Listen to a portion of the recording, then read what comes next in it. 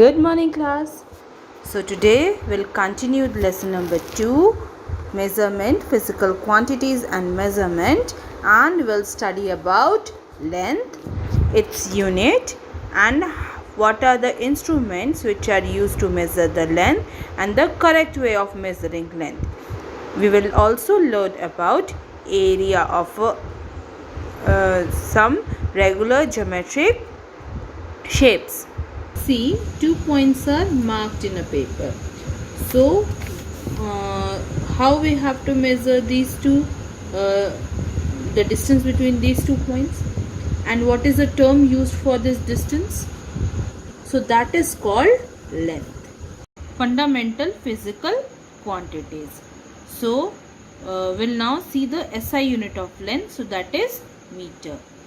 See here again.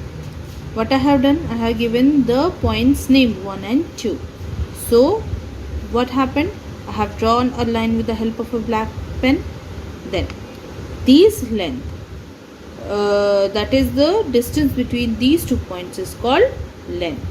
So length can be defined as the distance between any 2 points or places. Okay, so the length is see here various units and their symbols are written in this table. So for meter we use m, for kilometer we use km, likewise centimeter cm, millimeter mm, inch foot ft. Okay, so you see the conversions. 1 kilometer is 1000 meter. Okay, so 1 meter is a standard unit. It is equal to 100 centimeters. Similarly, 1 centimeter is equal to 10 millimeters. Okay, and 1 feet is equal to 12 inches, and 1 inch is almost equal to 2.4 centimeter. So that makes 1 feet equals to 30.5 centimeter. So do you know that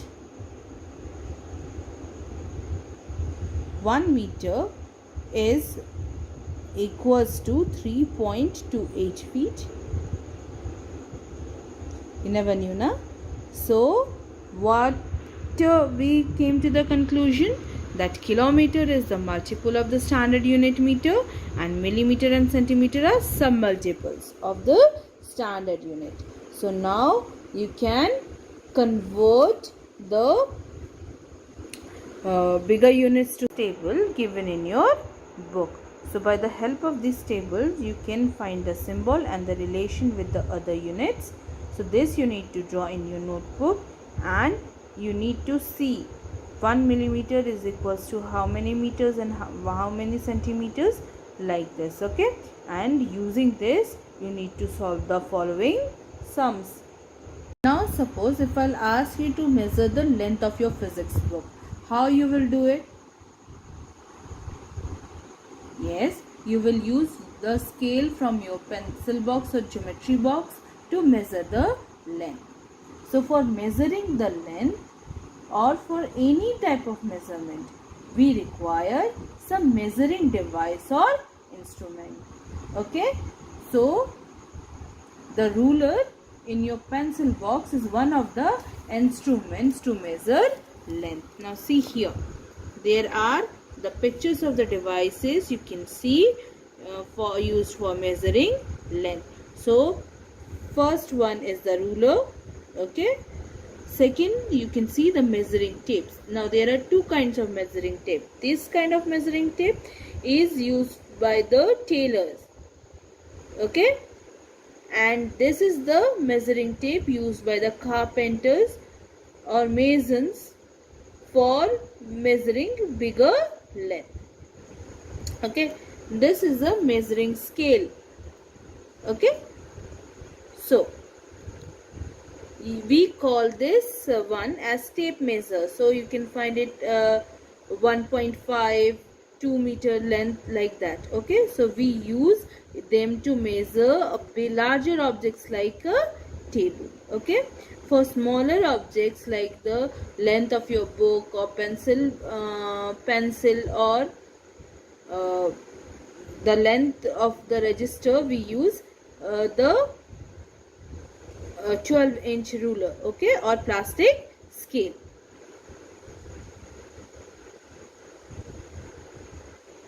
See this picture. So here you can see a tailor measuring the length of a trouser using the measuring tape, and here you can see the length of the engineers are measuring the length, the breadth of the road. Okay, so we use various devices to measure the length. Now see what devices we use to measure smaller length. This is a meter rod. So meter rod you see in the clothes shop.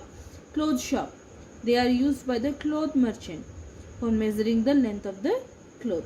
So the choice of the measuring devices to be used depends upon the size and the shape of the object to be measured. Okay. So we cannot use a scale from a geometry box to measure the length and breadth of the road, na? Or a football ground. So according to the length, we should choose the correct measuring device. See, to measure this very small units, we use vernier caliper. Okay, the diagram is given in your book, and screw gauge. Okay, so these instruments are used to measure the thickness, diameters, length and breadth for very smaller things. Okay.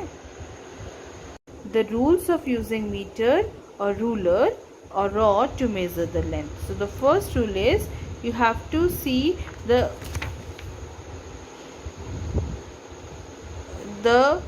ruler, correct ruler which you are using according to the length to be measured. Okay.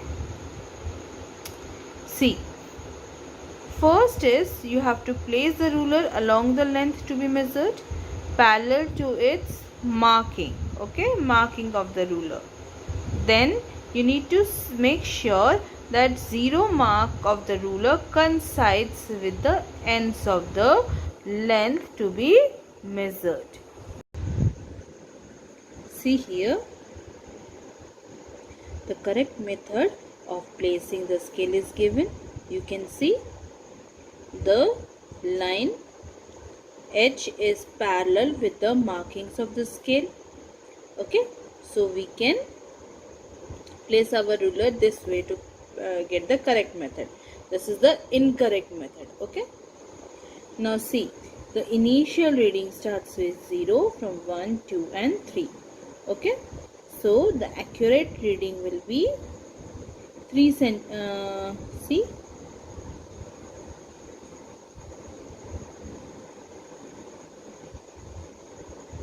see, can you find out what is the accurate reading? It's about 2.8.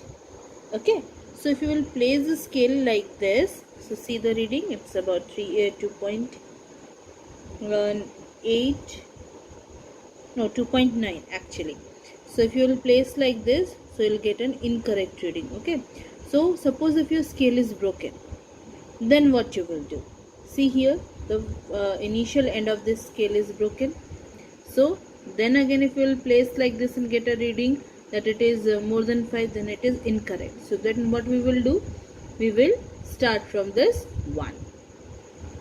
Okay, so we'll place 1 here, see, and get the reading. So 1 will be recorded as initial reading and 6 final reading. So what we'll do, we'll just subtract the final from initial. So 6 minus 1, 5 centimeters. So that is how we'll get the correct readings. Okay, I hope you have understood. Now this is the position of the eye. See, it is very important to get the correct position, okay, for taking exact measurements. If you will place the IC in the wrong marked ways, then what will happen? There will be error in marking. So this error is called parallax error. Okay, so there are some activities for us to learn how we will measure the circumference of a curved object like tumbler. So here we are using a thread. So first with a thread we have taking the circumference. Then what we have done, we have measured that using a ruler. So these 2 points O and P gives you the correct circumference of the tumbler.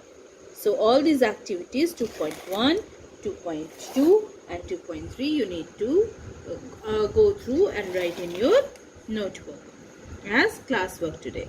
Okay, again a ball is given, so you need to measure the diameter of the ball. So you have to place it between two wooden square, okay, so that the ball touches the side of the square. So you have to note it down carefully, and the difference between the two readings gives you the correct circumference. So here you can find it out. Similarly, see here, to measure the diameter of a wire, so you have to see that the wire is curved around, winded around, twisted around the pencil, and the number of twists and the total length. You see this formula is there. So the total length of the turns of the wire plus number of the turns of the wire. So you divide it and you will find the diameter of wire. Okay. See, the total length is measured using a scale. You can see here. So it turns out to be around 1.5. So you will write 1.5 on the top, and you will say x. Suppose x is the number of time the wire is twisted around the pencil. So 1.5 by x is the diameter of the wire.